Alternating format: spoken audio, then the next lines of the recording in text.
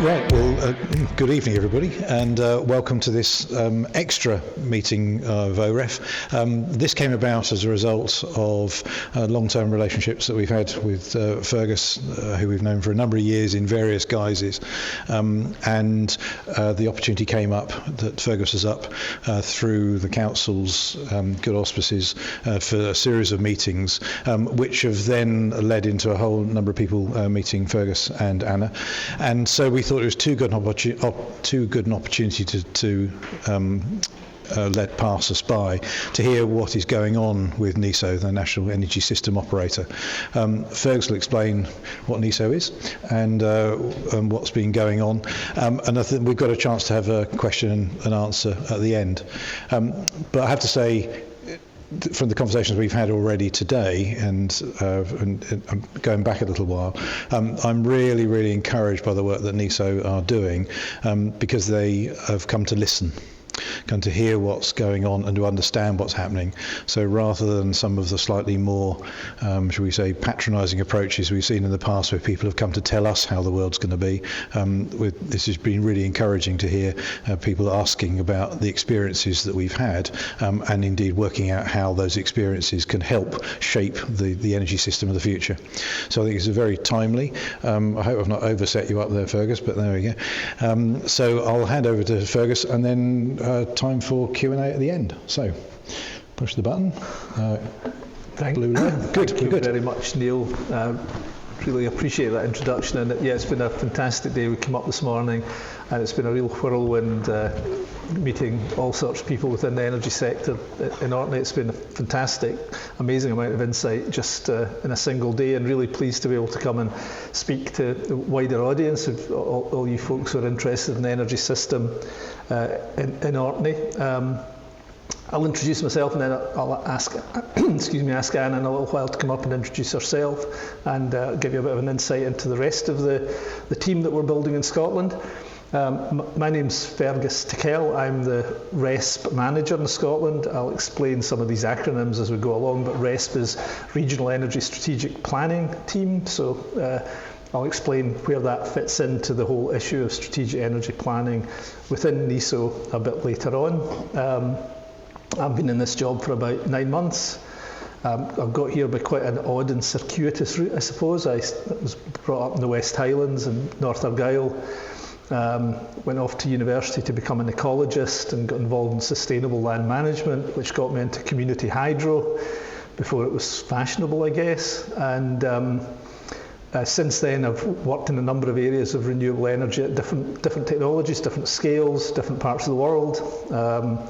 But always had a real passion for thinking about energy as a whole system. I suppose it's the ecologist in me thinking about, ecosystems and how they knit together and how complex they are and how we need to embrace complexity. And I think that's something that we have to do, and if we want to think about the energy system as it really is or really can be, certainly as we move into energy transition. So yeah, I've done all sorts of things in the renewable energy space. I've known Gareth for more years than we probably care to remember, Gareth. But so it's great to reconnect with an old pal. So what I'm going to do is just quickly go through what NESO is, what we're planning to do, and then particularly focus on this issue of strategic energy planning, which is quite new, quite unique, never been done before. It's said it's never been done anywhere in the world until now in GB. So really exciting opportunity to make a real difference in the way that we think about energy and the way that we move towards a transition, and particularly a just transition here in Scotland. So, National Energy System Operator, known to everyone as NESO, was created on the 1st of October last year, following the provision for it to be created in the Energy Act 2023. It's publicly owned but independent. The UK government hold the shares in the organisation, but it's quite independent governance, and there to provide advice, expertise, insights to all the governments of the UK except Northern Ireland, which is out with the GB energy system and not part of Ofgem's remit. But we're charged with taking a whole system view, and that's really critical. I'll say a wee bit about that in a second. But fundamentally, we are charged with supporting the governments and the regulators to deliver reliable, clean, affordable energy. Those are the three pillars that the organisation is built to deliver. The organisation has emerged out of what was the National Grid electricity system operator, so based down in Warwick, but with a big operations centre just outside London in Wokingham, which operated the transmission system, the electricity transmission system. It has that organisation traditionally dealt with connections, various other elements of the energy system like resilience, like emergency management, these sorts of things. So a lot of those functions have been migrated over into this new organisation, NESO. But there's been some innovative additions to the remit of NESO over and above that, which was inherited from ESO. And one of those in particular is the issue of strategic planning. So just to give you a bit of an overview of what this strategic planning function looks like, and one of the first tasks that NESO was given by the incoming Labour government last July was to deliver a statement on how the GB power grid could be decarbonised, this so-called Clean Power 2030. How could we get to 100% low carbon electricity across GB by 2030? That report was done in analysis and report was done in double quick time, and it was submitted to the UK government last October, just after NESO was officially launched on the 1st of October. And that advice was broadly accepted by the UK government, and there's that last bullet point on the left-hand side, or box on the left-hand side, is slightly out of date. The UK government have accepted that advice largely and created a thing called Mission Control, headed up by a very prominent ex-Scottish Permanent Secretary in the Energy Department and head of the Climate Change Commission, Chris Stark, who's leading Mission Control within the Department of Energy and Net Zero to deliver this Clean Power 2030. So that was the first real task that we had. It was done in close proximity, I should say, to connections reform, which was another major issue for moving towards a sort of coherent, well-managed energy system in this country. There's about 700 gigawatts, over 700 gigawatts in the connections queue, which both in terms of generation and demand, a lot of it battery storage actually. That needed to be reformed because some generators and potential users of that energy were being given connection dates of 2037. There were zombie projects sitting in the queue with no prospect of ever being built. So that connections reform has been going on in tandem, if you like, with this Clean Power 2030 process. Again, proposals were given, advice was given to the regulator, in that case Ofgem, on how that reform needed to be done. That was at the beginning of this year. That advice has also been broadly accepted, and we've just moved into developing the detailed implementation process for that reform. So long way to go on that, but another major barrier to getting things done is being removed by NESO, which is a good thing. Again, all tied to this Clean Power 2030 objective.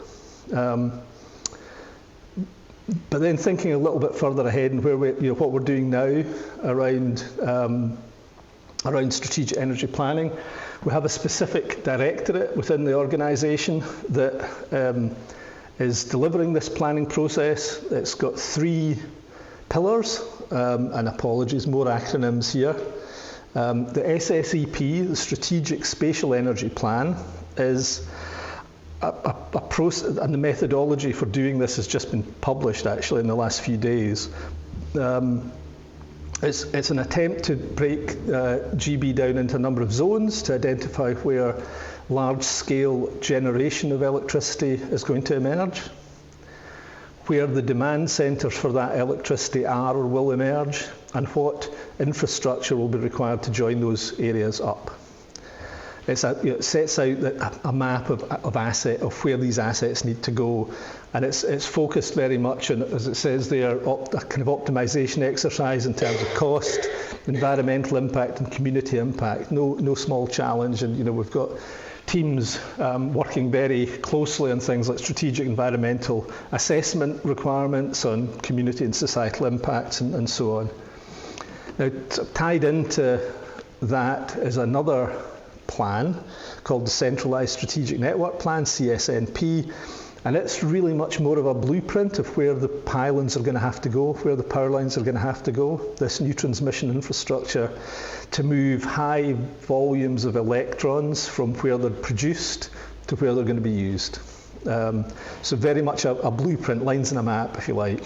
And just to emphasise, these are transmission level, top-down. It's a top-down view of what our energy system needs to look like. Very focused on transmission assets for electricity now because of Clean Power 2030. But in the future, we'll also be considering the requirement for gas infrastructure, hydrogen infrastructure, and so on at that transmission level. Because obviously we need to have different vectors of energy for different purposes right across the country. Now, the third pillar of this strategic planning directorate is RESP, Regional Energy Strategic Plan, and it's much more focused at a bottom-up approach. So if you want to think about, in quite simple terms, that SSEP and CSNP are transmission level looking down, we in RESP are distribution level looking up. We are taking a much more granular view of how the energy system will work.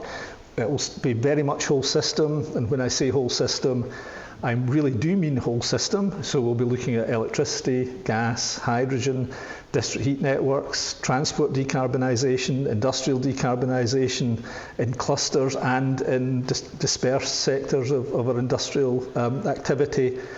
And it will be based on three things, really, one of which we started in brilliant fashion today with the team we've met in Orkney.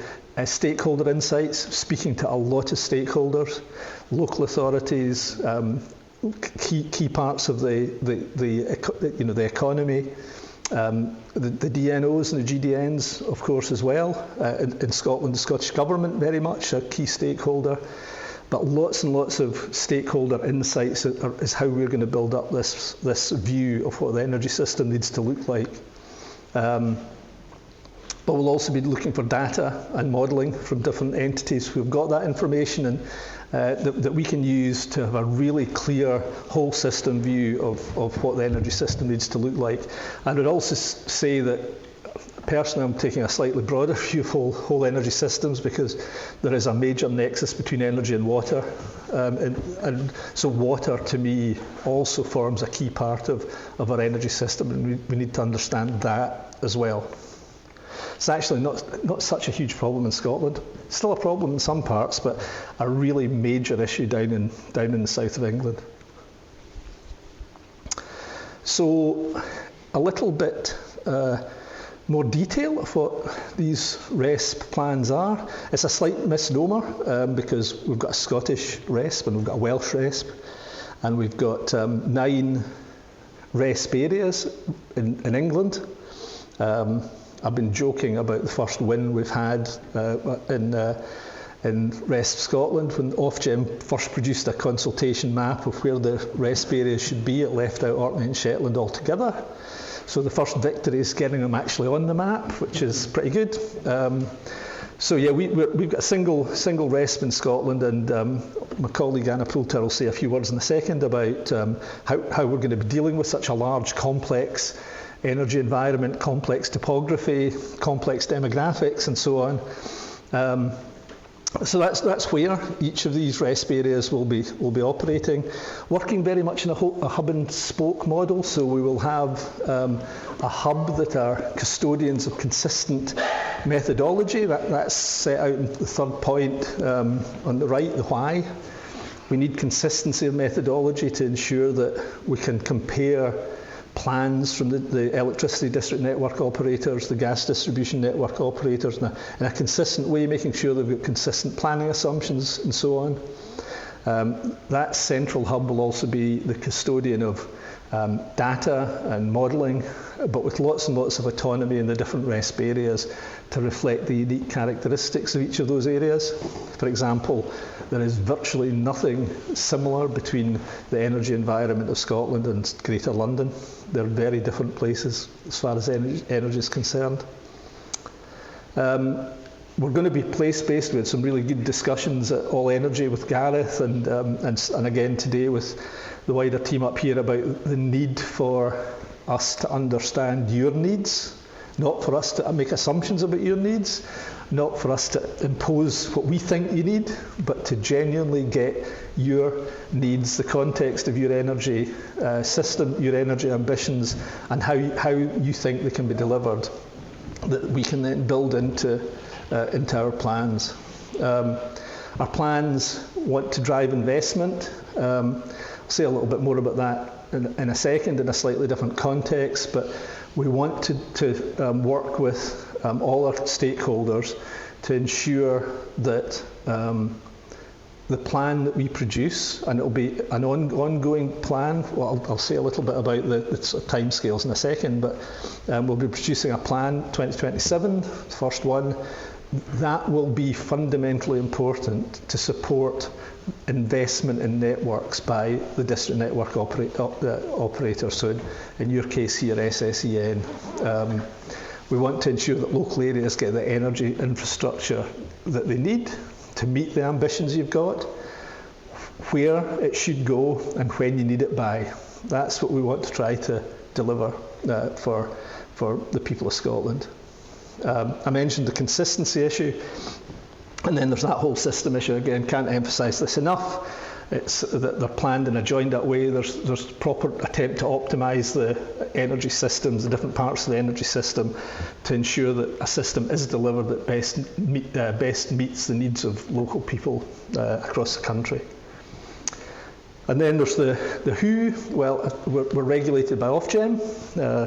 We had a final commission from Ofgem in response to the last consultation they did at the end of March, beginning of April. So we're kind of good to go formally on that, but we are regulated by Ofgem, and our role is defined, the outputs that we're required to deliver, who we're required to consult with.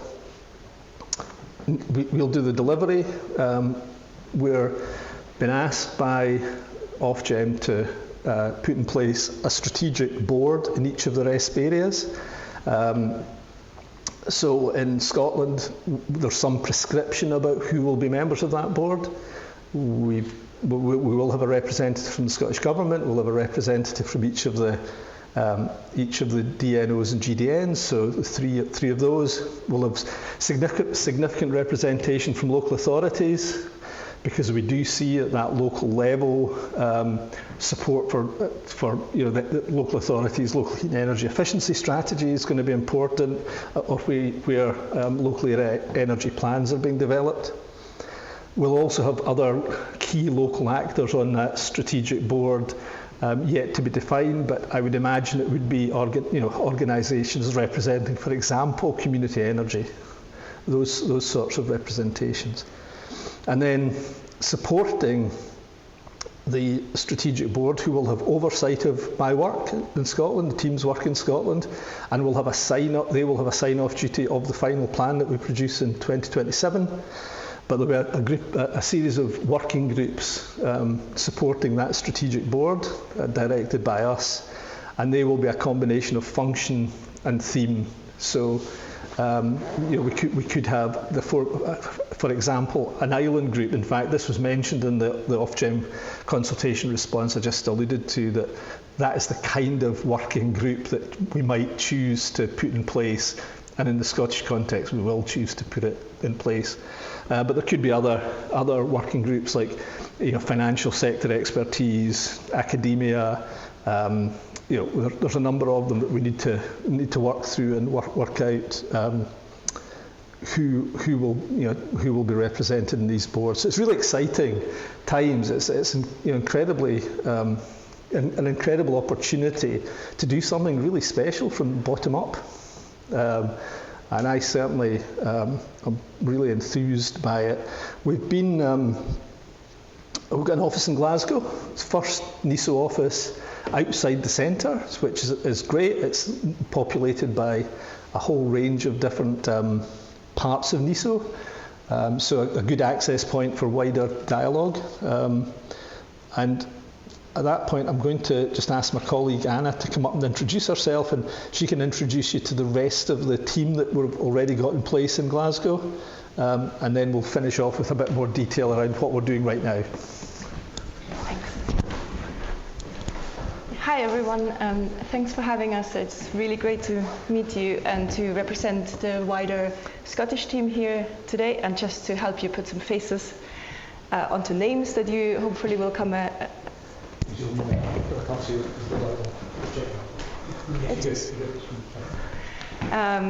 put some faces onto names that you might come across in the future, as we'll expand our engagement here in Orkney and also in other areas in Scotland. Fergus was saying we're covering quite a complex number of themes and also different regions and local contexts in Scotland. So at the moment we have 6 people, including Fergus, in the team, coming from very different backgrounds. We hope to be 10 by the end of the year, and then recruiting more next year as well. So please bear with us as we're kind of ramping up. But we have some really great resources already in the team. We have 3 strategic planning leads. So that's, I think I'm actually going to start, maybe I'm just going to start from the left, it's easier. So a mixture of regional focuses and thematic focuses in the team. So we have Drew Murphy, first one on the left, on the right in the photo. He's joining us from Scottish Government, and he led the work on LHE, so local heat and energy efficiency strategies, worked a lot with local councils on that. So he'll be supporting our work, or leading our work on heat and transport decarbonisation across Scotland. We have Katie Molyneux-Brooks, who has a background in energy consultancy and ecology, and she'll be particularly leading our activities in the SPEN, Scottish Power Energy Networks licence area in the central and south of Scotland, and also covering areas around bioenergy and the work with SGN. We have Ali Scott, who joins us from SGN with a background on hydrogen networks, on gas networks. He's now doing lots of work also on electricity network, and he's leading our work on data and modeling, and also geospatial activities. We have Sarah Charlesley, who is our stakeholder coordinator, has a really cool, interesting background in kind of physics and philosophy, but also a keen interest in community energy. So she's supporting our work in community energy, and I think we'll be kind of working with you on many things as well. Last but not least, it's myself, a background in social policy research and also industrial decarbonisation research, so 2 very kind of different things, but they're also quite related in many ways. I'll be leading our activities in the kind of SSEN license area, so very much the area here, north of Scotland and the islands, and soon also with support from an extra team member, focusing particularly on the islands in Scotland. So our growing team. On the hand back to Fergus. Thanks, Anne. Thank you. Yes, as you see, I'm so pleased we've got such diverse capability in the team, really experienced, really huge number of different perspectives. There's only one engineer actually in the team, all the rest of them come from a very different background, which is really gets back to my whole ecosystem thinking view of the world, that it's so good to have these different perspectives.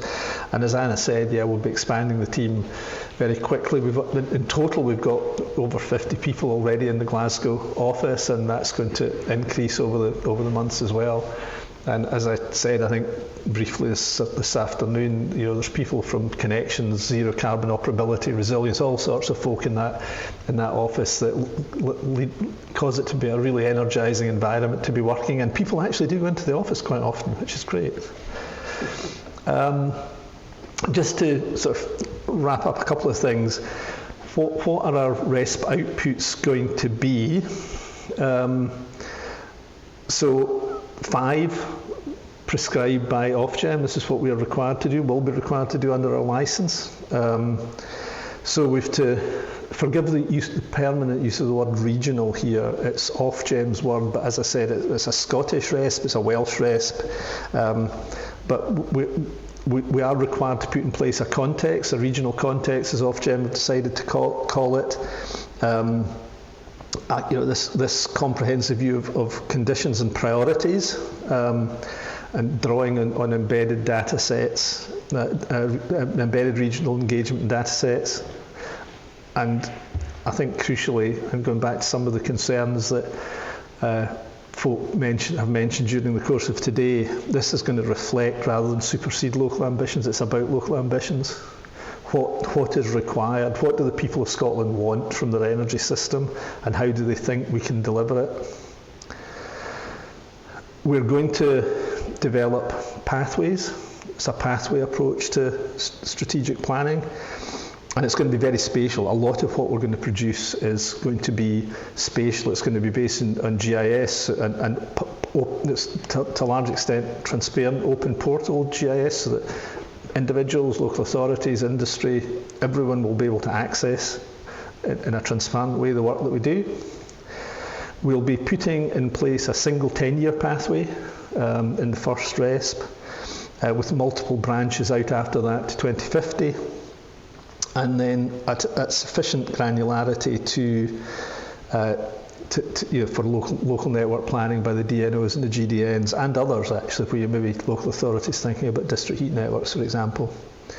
The spatial context will be really strong. I've said this. It's the geospatial view of the pathways, accessible view of whole system data to aid planning, and it's going to be down to, in the Scottish context, data zone granularity, which is the level of granularity used in a lot of Scottish government analysis, and really detailed down to individual grid supply point GSP level, if we're thinking about the power grid distribution system. Fourth is really important, possibly the most important, I think. We're going to identify needs which are of high economic and system value and key to the priorities that we identify from people like yourselves who tell us what those priorities are. We are going to categorise to refine and scope and support common approaches. That's that consistency again. There's only one regulator, there's a number of DNOs and GDNs, but there needs to be a consistent approach to this, consistent planning assumptions. And through that, the strategic investment need, taking a whole system view, we want to be able to specify the capacity, need and expected vector at a network level of solutions. So it's thinking really hard about how the gas, electricity, possibly hydrogen, heat networks, how these all work together and interact in each other. It's a complex area, particularly when you start thinking about the gas networks. I know that doesn't apply here in Orkney, but if you go down a very rapid electrification route, there comes a point where the gas network stops working in particular areas. And what does that mean for a just transition? It's really complex, and we really have to think hard about the consequences of certain actions, like, for example, very rapid electrification of a particular area that effectively kills the gas network because it can't operate at sufficient pressure. So we have to build in all this stuff into our thinking to reflect what local people want. And then I've said this a few times, common planning assumptions to allow us and Ofgem to ensure that we're comparing apples with apples and pears with pears when they develop their price control business plans. In the meantime, we've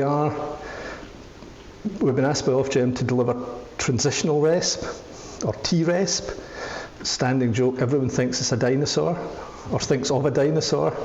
I actually thought there was another one, actually, people of a certain age will TRESP could be a tribute band for a certain early 70s glam rock band. Gareth remembers. So we've been asked by Ofgem to put in place this TRESP, which is a very quick way of trying to support the district network operators in the preparation of their next price control plan, ED3, which they're beginning to develop now. It's a bit of because we're not going to have a enduring RESP until 2027, that's our first plan, it's too late to influence the ED3 planning process. So we've been asked to develop some methodology for this transitional bridge to enduring RESP. We're going to provide a short-term pathway for the next 10 years or so to support ED3. We want to allow the DNOs to build some of our insights into those plans, and in particular it's very much focused on that issue of strategic investment again. You know, how can we get strategic investment ahead of need into the plans of the DNOs, and we're expecting to deliver that TRESP in January 2026 to allow the DNOs to use that in their ED3 planning process, which they have to submit their plans to Ofgem in September 26, and it'll be approved at the end of 2026. So a really important piece of work, and actually will help us understand some of the methodology we need to put in place on an enduring basis as well. So just some kind of milestones on this. We've had Ofgem's RESP consultation outcome, which I've mentioned a few times in relation to governance, for example, the strategic boards. We now know a lot more about exactly what we're doing, and we've got a formal commission to get ahead.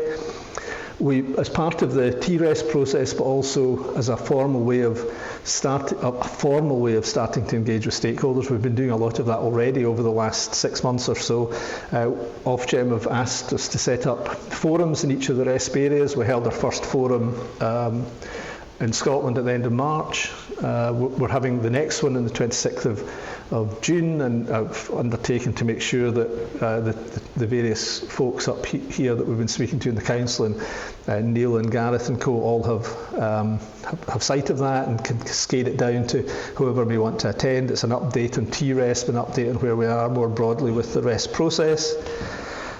We'll be putting out a consultation on the methodology that we're deriving for enduring RESP Q4 of this year. We'll be running all the way through in RESP terms to 2027, when our first plan will be produced. That is not just a plan and that's the end of it. We'll be refreshing that plan in terms of data on an annual basis. We'll be producing a new RESP every 3 years on a recurring basis, so that everything is getting updated and taking the whole process forward 10 years and 10 years and 10 years. So it's, you know, this RESP is not an event, it's a process.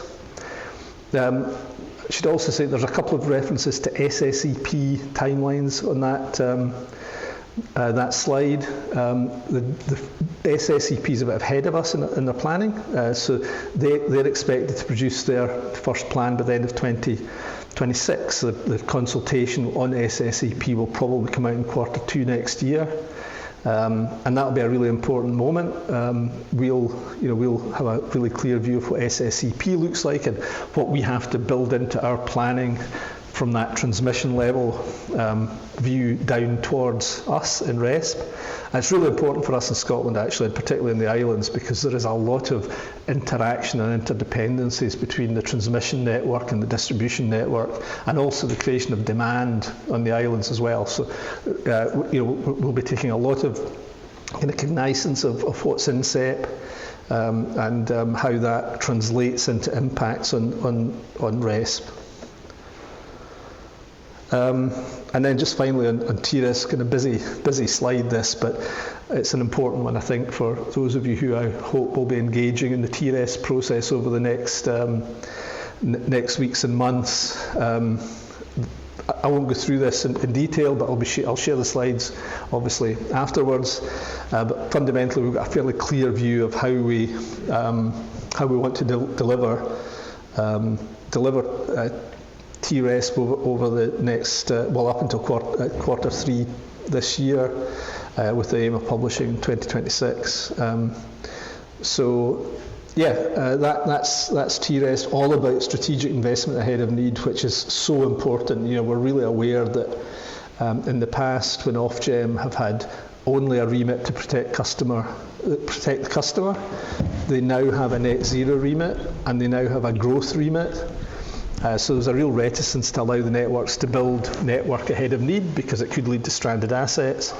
That concern has gone, partly because they've been told to change their view, but also because we are here as an independent view of what needs to be put in the ground or up in the air, depending, what needs to be done to get network in the ground to stimulate the growth in the economy. So with that, I'll draw to a close. Thank you for listening. I'm very happy to take questions.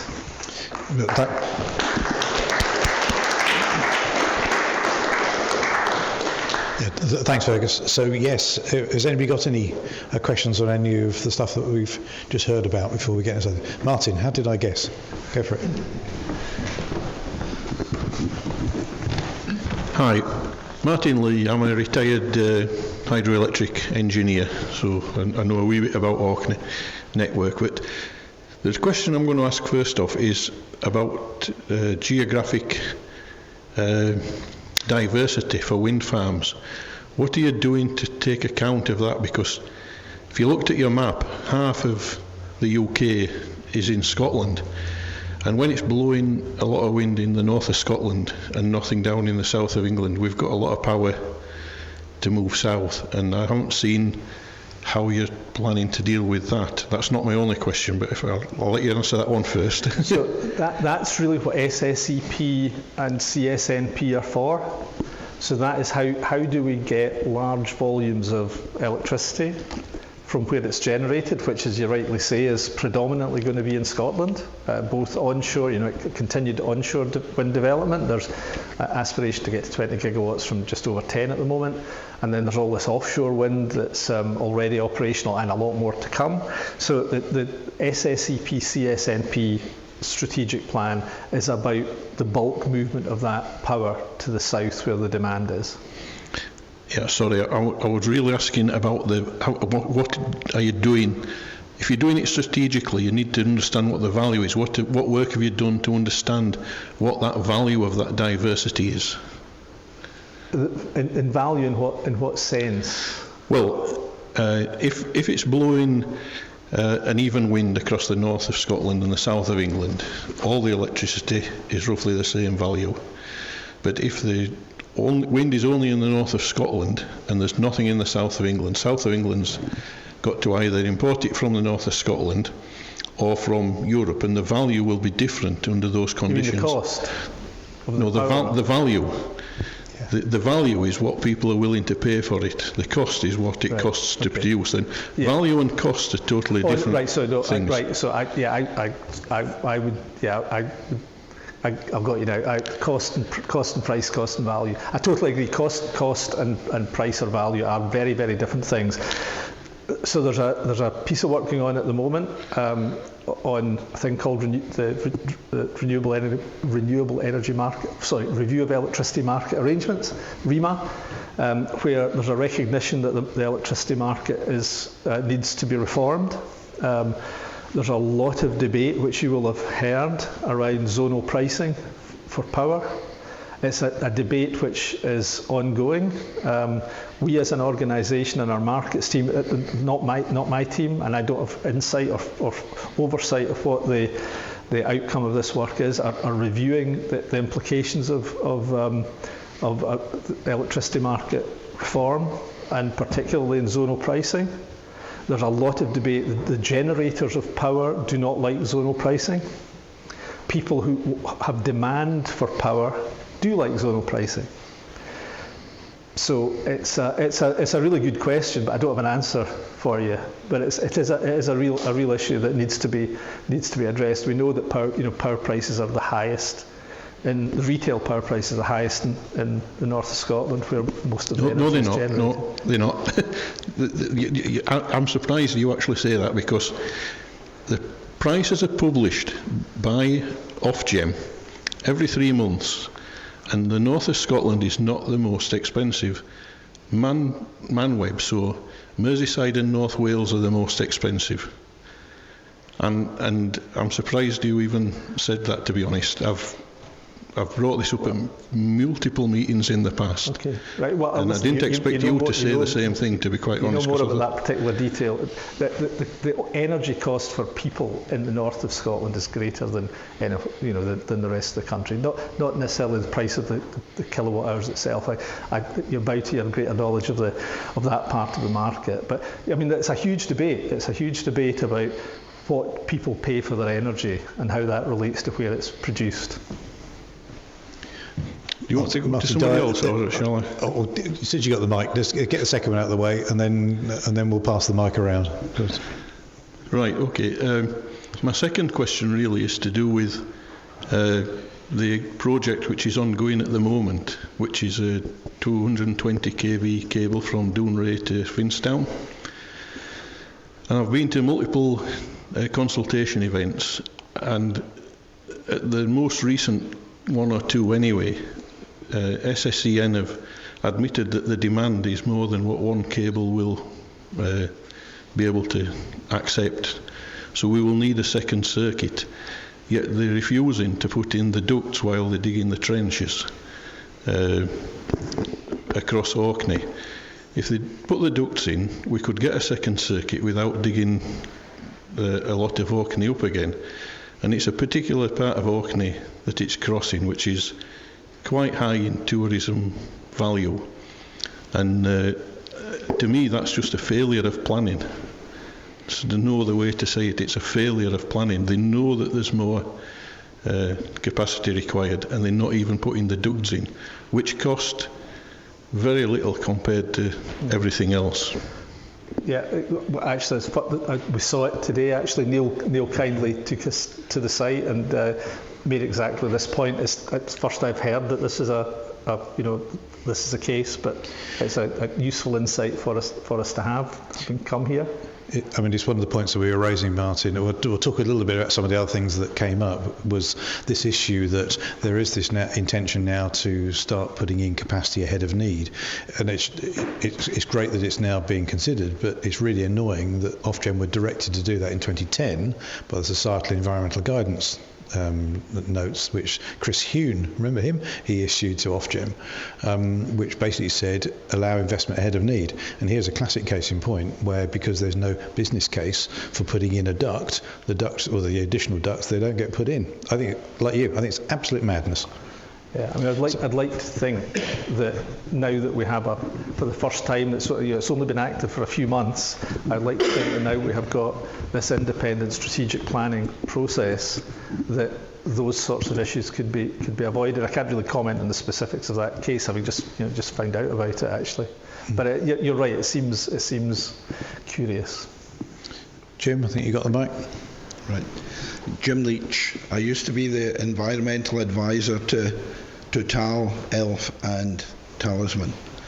My question to you is, do you get the papers north of Perth in Glasgow?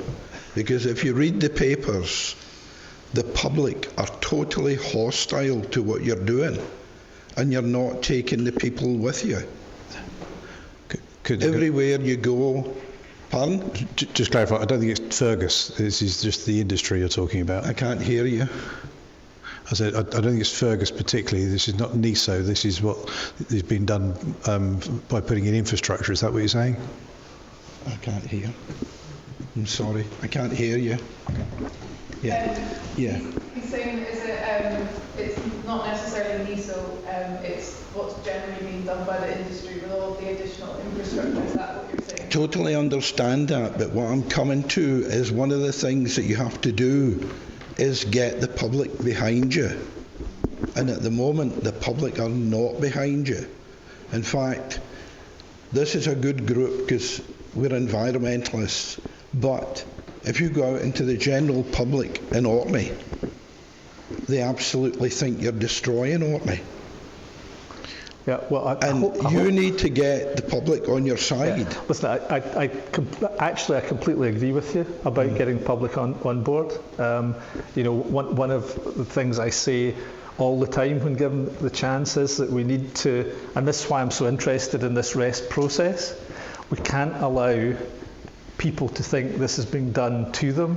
It's got to be done for them and with them, and that's why I'm here, because we want to make it a process of hearing what people, ordinary people want. You know, I've come from a Highland community, I've got a community energy background. I know that you have to bring people with you to get things done that are broadly supported, and we need to know what the impacts are. We need to know what the potential difficulties are, but we also need to proselytise what the positives are in all of this. So yeah, I'm totally with you. We can't do this without people, which is why this RESP process is so exciting, because we get to come out and hear people like yourself and all the folk in the room, get your views and take them away and recognise that they're the most important thing. We need to bring people with us. Yes. 100%. Yeah, but the normal Orcadian, which I'm not, I may add, and very few here, is very reluctant to speak. Some are very good. When the oil company came here, the regulations designed by the Orkney Islands Council, councillors then, were the most stringent in the world. And things like you couldn't see the oil terminal. And now, all of a sudden, we're 180 metres in the sky. Yeah. You know, it's so the public are not totally there. Listen, I get it. I really do get it.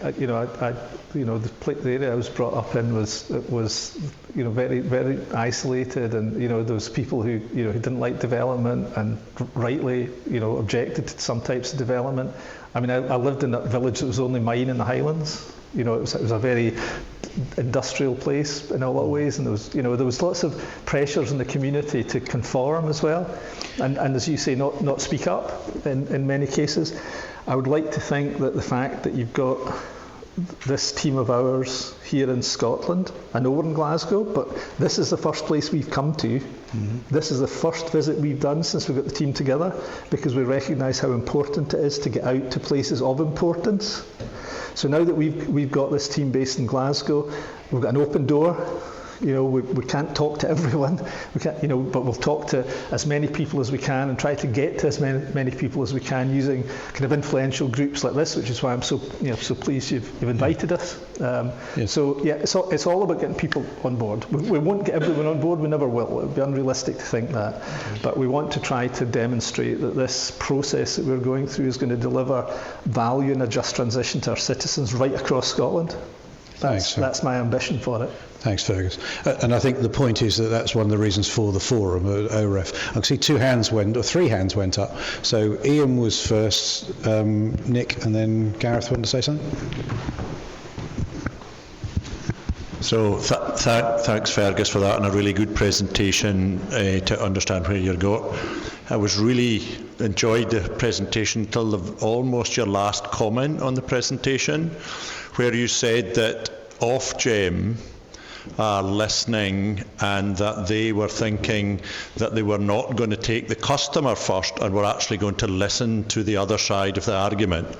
Now, I see Neil smiling and other members of the grid group that we set up when I was a councillor a number of years ago, where we spoke to Ofgem, we spoke to SSE, we spoke to everybody that we could to try and get a grid connection here, and at that time Ofgem had the customer at the top, but they had environment and they had a number of other things that they were supposed to be going. They ignored the whole of all of that and only went to the customer. When the push came to shove, it was only about protecting the customer, and that disadvantaged us in the situation where we were trying to do all the innovation that you saw today was driven by us rather than any support from Ofgem. And we've had recent examples to do with smart meters extra where they ignored us again, and that's just in the last few months. So I really hope that what you said in that last comment is true, that you can get that influence to Ofgem, but they're crucial in it. And I would have to say that my experience is that they might say a little bit of good stuff and then it goes out the window. So. Yeah, I'd be really interested to hear that kind of experience. You know, I'm very, very new to this sort of whole regulatory regime, so maybe I'm naive and overly optimistic. I'm a naturally optimistic person, but you know, they've been this mandate of theirs to consider growth as well as net zero, and not just the cost to customer is, I think, really crucial, really crucial. And as I mentioned, that underpins this strategic investment ahead of need view that can now be taken. I think I put all of this back to you. You give us the information, the ammunition. We'll try to build that into the RESP. But you know, if the RESP is going to have to be considered, in fact, aligned with when the DNOs produce their business plans. They're going to have to align with our pathways.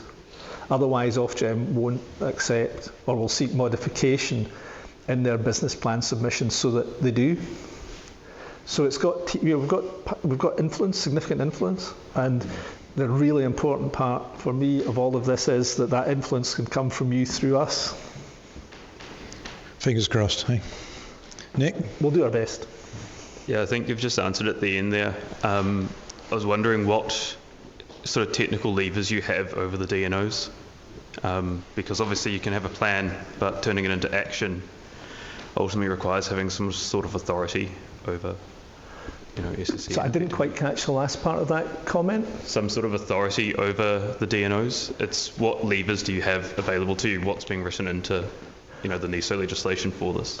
Well, we won't have direct levers. Ofgem is the organisation who polices the delivery of the plans. This RIO structure, so that the DNOs have to adhere to, which is their business plan is revenue equals investment, innovation, and outcomes, and they have certain key outcomes that they are across all of that they're required to deliver, otherwise they don't get the revenue. So that is Ofgem that do that regulation, but as I said,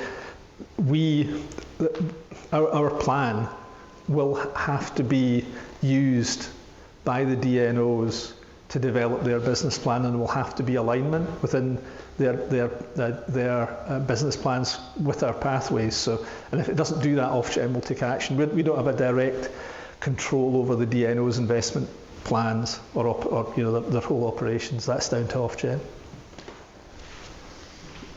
Okay, and I guess just the final bit to that is, how do all the DNOs have their DSO element now, and there's plans that come out of that? Is there a lot of crossover going to be happening then?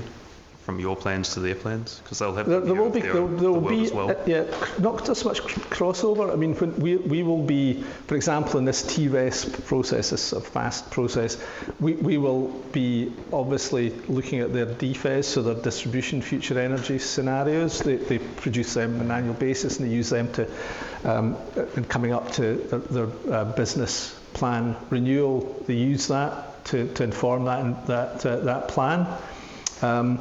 And so, DNOs, DSOs, they do that. We'll be taking that into account, but we intend to take a kind of a different perspective. We're not just going to rely on their view. They've got self-interest, quite rightly. So they're private businesses.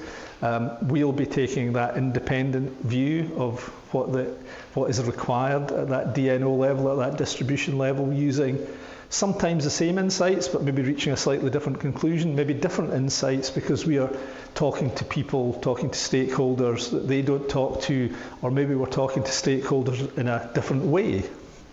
So, the key stakeholders, that with the purpose of a large part of the purpose of our work is to direct strategic investment in the networks. It's not solely that, but that's a large part of it. So we do have to take account of what their strategic plans are, but we're not just relying on them. Hi, thanks, Nick. So, Gareth, do you want to hand over? You can go on. Go for it.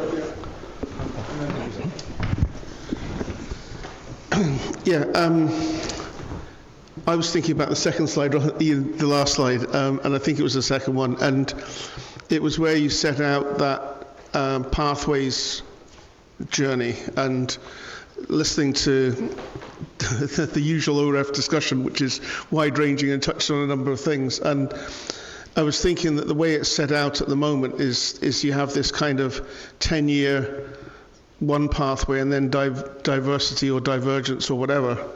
And I don't know the answer to this, but this is an open question, but certainly when we've looked at our own energy future, there's probably a natural conclusion. If you move out to 2050 and say, what would we like our energy system to look like? There's actually one way in which it will be configured, and it's less about what that might look like, it's more about how you get there. And so I guess through this discussion, it's raised a question in my mind about whether this is actually too short-term, because energy investments obviously take a long time. The other point is that the interconnectivity that we talk about through the country can only work if you put infrastructure in one place that makes sense for the future in another place. And there will always be somewhere that comes first. And the case that was raised about the second cable is a classic example. We're spending the best part of somewhere between 750 million and £1 billion over the next few years to put infrastructure in. Would it not be sensible to spend the extra 100 million or whatever to put that in, if that is part of our future energy? And so I guess the question in my mind is, do we actually have one energy future which we're all going to try and get to? And it's not about the choice of what that looks like, because especially with the cost pressures that we've got at the moment, look at what's happening with offshore wind, companies pulling out because the pathways are too expensive. So should we think about that in a different way? And I know that's not. It's not. Yeah. I mean, it's a good intellectual exercise. I think that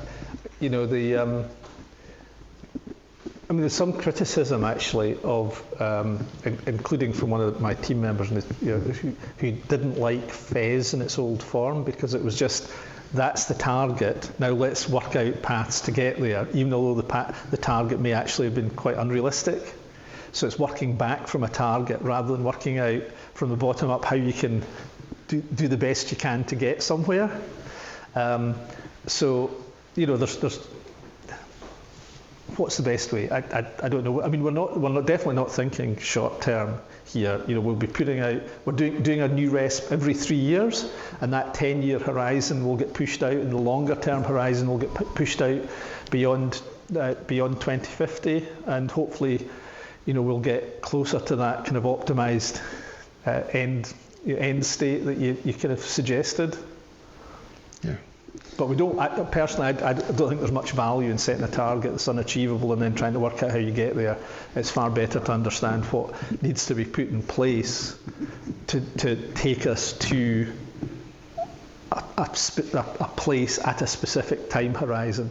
I don't see working back for me, isn't the right way to do it.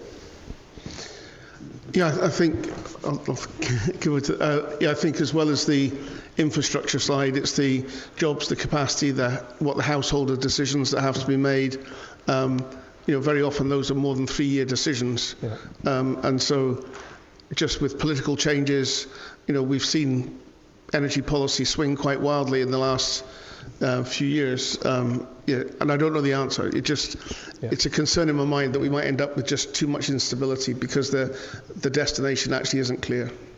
We do need to have some clarity of destination, but I'm not sure if having a fixed point and working back from it is necessarily the best way to go. But it's a debate to be had, isn't it? Simon, I think you've got the mic, I think. Hi, Fergus. Well, thank you for that last answer, because that actually answers some of what I was going to ask about ambitions beyond 2030. But thinking beyond that, you and Gareth have both talked about finding the optimal system in the long run. Now, it seems to me that there must be a myriad of different things that could turn out to be that optimal system, different pathways to take, even on the technical side, before one even brings in the social aspects. So are you able to share anything about the methodology of how you hope to arrive at that optimal? Not yet, is the honest answer. That's a good answer. That's quick. As I said, the methodology for SSEP has just been published. We are in the process of developing our methodology, and that will go out to consultation in September-ish this year. Views, of course, really welcome. And we'll be finalising the methodology in the early part of next year. So that kind of gives us a couple of years really to put that methodology into practice and start testing it. I mean, I think there'll be some degree of evolution. The methodology, as I mentioned, is going to be sort of centrally held in the hub, but we do need to have a degree of autonomy in the way that we use that methodology to reflect the different energy systems within each RESP area. And as I said, Scotland is not the same as Greater London. Thanks. We'll look after the consultation. Thanks. Lady down the front. Yeah, just you wait for the mic to come, and then Evelyn.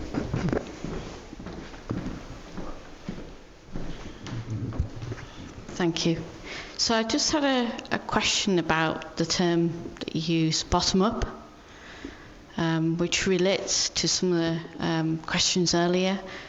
Exactly what do you mean by that? Because to me, what I've heard so far sounds quite top-down.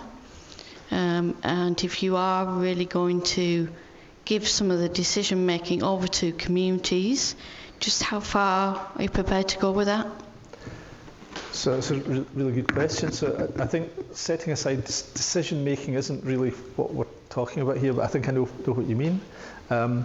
So I really do mean bottom-up. So we're going to have a big focus on community energy, community engagement. I mentioned the strategic board that will be supported by working groups. It, to me, makes an awful lot of sense. In Scotland, we have a working group really totally focused on community and community energy and community wealth building. We really need to understand what communities want. And I make a really firm distinction here. Local authorities aren't communities. They're representatives of the communities. We need to find a way of hearing all sorts of voices. And it's a bit of a light bulb moment, but it seems so simple. But it was a bit of a light bulb moment. I was in a round table recently with Shetland Islands Council talking about community benefit with a lot of the developers and SSE and so on. And the immediate kind of response about community benefit to Shetland, and this might be the same for here in Orkney, the immediate response of the developers was, we're going to bring lots of jobs. And Shetland Islands Council said, jobs aren't a benefit for us, they're a problem.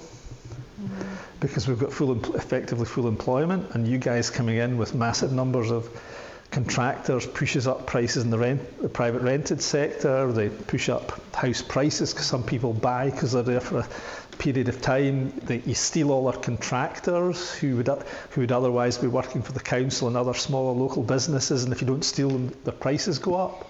So we need to understand what individual kind of communities want from this process. I mean, I think if I could just kind of respond to that for a minute, I think it's really important that you think about the weight that you're going to give to community voices in that process, because those voices may well be fighting against economic decisions, decisions around net zero, which in themselves could then in turn mean that there's backlash against these plans. So I think, proper consideration for that is really, really important. Could you maybe just expand on that?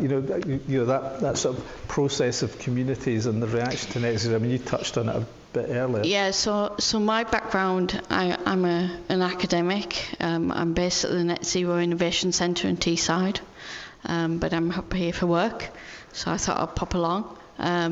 A lot of my work relates to kind of co-designing processes with communities so that you get buy-in from a very, very early stage.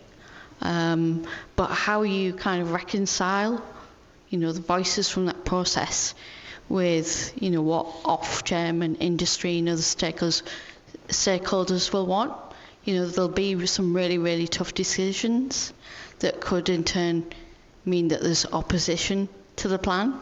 So, that's not unrealistic as a potential pathway for some of this. Yeah. So it's really important that that is taken into account in terms of developing the process. Yeah, no, I really appreciate that insight. I think it's really important. It just builds on the point we're talking about earlier. How do you get that community buy-in? You're never going to convince everyone, but it's to bring as many people with us as we possibly can in the process. So, be interested to hear more about your work, actually. Okay, Evelyn. Hi, Evelyn. Nice to see you again, Fergus. Hi there. How you doing? For everyone else, I work for Community Energy Scotland, and I've been following the connections reform quite closely. And this does relate to RESP eventually, but I feel like there's a bit of context behind this. So, with the new connections reform in Orkney, anything larger than 50 kilowatts of generation that wants to connect now, we have to demonstrate that the project is ready and it's needed. And that needed aspect is determined by the Clean Power 2030 action plan, which at the moment states that no new solar or onshore wind is required between 2031 and 2035 at both transmission and distribution level. The SSEP is due to sort of replace that Clean Power 2030 plan once it's in place between that 31-35 period. And I suppose the question is the RESP going to actually allow that what is needed to be at an even more granular level at that distribution level? So are we going to see actually we need however much more onshore wind within the north of Scotland region, or is it potentially going to be more granular than that? Well, it's a good question, which I don't really know the answer to because our methodology has still been developed. There's going to come a time when I'm going to have to not use the methodology development to refute not to answer a question. Yeah, I mean, I think it's a really, really good question. Our remit is to reflect local context, local need, local aspirations. That's fundamentally what we're here to do. So. And we are going down to a very granular level. So I talked about down to GSP level,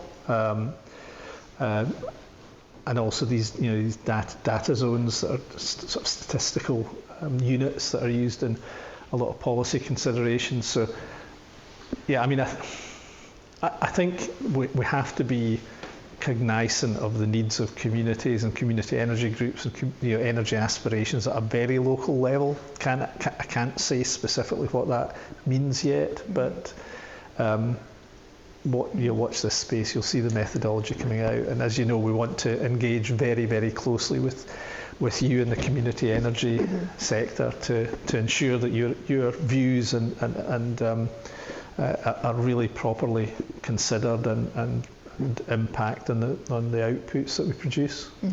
Yeah, because at the moment it's effectively going to hinder repowering of community energy within Orkney. And I know there's lots of wiggle room potentially depending on what other projects do get through in terms of onshore wind. But I think that's going to be something that's really important, is making sure that the RESP is feeding into a way that isn't stopping new connections or repowered connections. And I know there's lots of other questions, so I'll stop there. We're really keen to get those insights fed into us. Evelyn, thanks. Just we take the mic over to Rob on the far side, please. Rob, wave. Sorry, Rob, wave. Just, Fergus, you mentioned about the data zones. Could you give us a feel for what scale those are? Are they sort of like postcode districts or all of KW17, which would be all of... You're going to ask that. They're really very granular. I think they vary in size quite considerably. It's not. Okay. I'll defer knowledge of this to my team member Drew Murphy, who's done a lot of work on this aspect through his work in LHEs. But they're down to sort of, I think, 2,500 to 6,000 people. It's that sort of numbers of population within these data zones. Because we'll have just one GSP. I can get back to you on that. Yeah. Just be curious to know what the shorthand for that is. So. Say again, Anna. Is the Scottish Government playing in the sense of there's various things in it, but one is 500 to 1,000? 500 to 1,000. 500 to 1,000. Okay, that's useful. Rob, sorry, go ahead. Pretty general question. You were mentioning about hydrogen. I mean, what are your thoughts about hydrogen at a fairly broad level in terms of, domestic and industrial use? Yeah. So, there's a lot of mobility in the hydrogen space at the moment. There's been, there's a big peak of interest, and it's rather dropped back. In my previous role, I was hydrogen solutions lead for SGN, so doing strategic work around hydrogen. For a long time, the big moment was going to be the UK government's decision on hydrogen for heat, which is still due to come along in 2026. I think the way, I've got no inside knowledge of this, but the way that things are looking is that it's probably not going to be a major contributor to domestic heat in the sense of having hydrogen in homes, hydrogen boilers in homes, although there's a really amazing demonstration site being prepared down in Fife, which you obviously know about. That's due to be commissioned this year. Hydrogen is, again, really, I think, got a lot. We need to look at this really carefully. As an organisation, we are going to take responsibility from DESNZ in 2026 regarding new hydrogen infrastructure development. We talked earlier about getting energy from the north to the south. It may be that there's a major opportunity to move hydrogen in bulk from the north to the south, and Project Union is something that National Gas Transmission have been looking at. In my old job in SGN, we looked at the need for new hydrogen infrastructure. My own view is it's going to be driven by industrial decarbonisation. Anna's old speciality and leading it for the team on that subject. So, places like Grangemouth are looking really hard at hydrogen as a means of decarbonising their activities there. And in fact, RWE have got a 200 megawatt electrolyser project on the shortlist for funding at Grangemouth. And that might drive infrastructure development. Personally, I think there's a real interest in the role that hydrogen can contribute to maximising primary energy recovery. So in other words, dealing with curtailment and constraint on the transmission system in Scotland. It's a huge number, what the cost of constraint or curtailment in Scotland right now. And that's before all this offshore wind comes forward and more onshore wind. Last year, wind farms across UK were paid just under £1 billion to curtail. Most of that was in Scotland. round about 10% of Scotland's primary energy production potential is discarded because of curtailment. Now you can find a way of maximising the recovery of that primary energy by producing hydrogen. And that sounds pretty attractive. And there's also some quite neat things potentially that can be done in the short term. So DESNZ have approved in principle the blending of hydrogen into the gas networks. Now you can put hydrogen into the natural gas network to the tune of about 20%. No one will have to change anything in their homes. There are problems or issues that need to be dealt with in that scenario around billing and the way that the billing system works. But I see blending as potentially a really interesting way of stimulating production of hydrogen at relatively low cost, because you're dealing with curtailment and you're locating it in places that's quite propitious, not just for access into the network, but also potentially then decarbonising other things like distilling or buses or other transport vectors and so on. So I think it's got a big role to play, particularly in Scotland, but we need the networks to deliver it properly. I mean, the big problem for hydrogen, and actually probably the big problem for the energy system, is storage, long duration storage.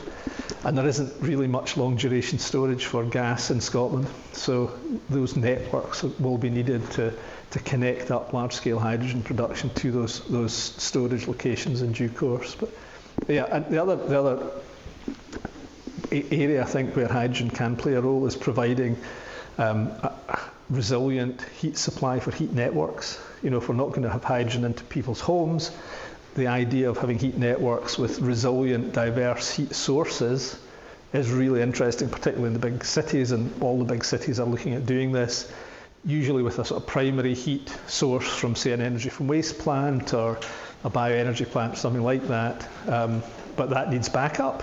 Aberdeen have got district heat networks. They're backed up by natural gas. They're gas, and they'll stay backed up by natural gas when they move on to the energy from waste plant at Alton, south of the city. Same in a number of others. Natural gas is the backup. That could be hydrogen. You could use hydrogen availability to give greater resilience and expand those heat networks. So, high-level view. Thanks. Thanks, Fergus. So I thought it might be useful just to sort of close up with a little bit to hear about some of the things that we were talking about today. And Gareth, did you want to just give a little bit of a brief gallop on? We can't cover everything, but because there's quite a lot to do. But anyway, Gareth. Thanks, Neil.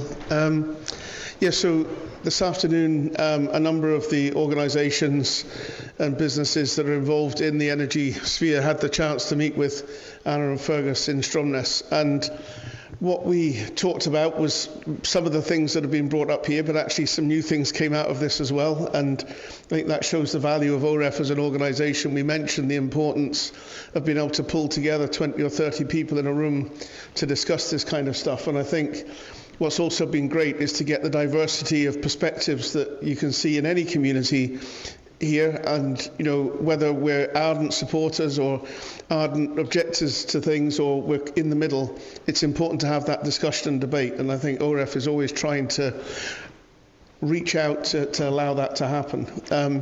I think one of the messages we were trying to get across, and at the same time understand what NESO's role was, because obviously, as many OREF members know, we have very long-standing relationships with Ofgem and the other organisations that are involved in the supply of energy, which haven't always been productive for us. And with the new government and the added impetus of maybe finding the right energy solution for the future, I think we were keen to learn about how NESO might be able to support us in that endeavour, but also how, and to take James Stockham's word, what contribution Orkney could make to NESO's work, and trying to think about how that could work in the future. So we set out, I think, hopefully comprehensively, some of the things that we thought we could offer. And one of the things was just that lived experience, some of which we touched on today. In Orkney, we for better or worse, have come across a lot of energy examples that we can then share with people and hopefully show a way forward that might be easier and better. And having asked the question, I've now been thinking about, do we have one solution? On my head's buzzing on that at the moment. But I think one of the things I would say is that, you know, to get people to consistently engage in the energy story and contribute to it is to give them a purpose. And we do need to make sure that the drip feed of planning and recycling and reimagining what the future might like doesn't tire the population, because, you know, there's an element of revisiting, and so that's something we can maybe discuss and think about how that could work. And I think the other point that we made, and obviously we're all aware of, is the challenge sometimes being based in Orkney to engage in some of these national processes. It's a lot easier in the Teams world that we all live in now. And, you know, I think we're all delighted that Fergus and Anna have come up to see what we can offer. They're going to Shetland and the Western Isles as well. So, you know, the island voice will be strong.